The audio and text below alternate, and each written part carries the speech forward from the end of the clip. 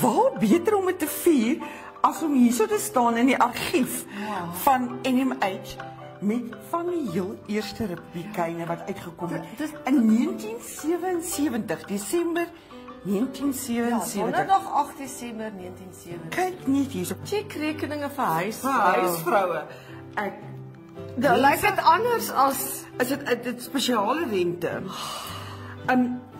Advertensies in Afrikaans. Is dit nie verstommend nie, Etta? Kyk hierso. Kroonster melkery.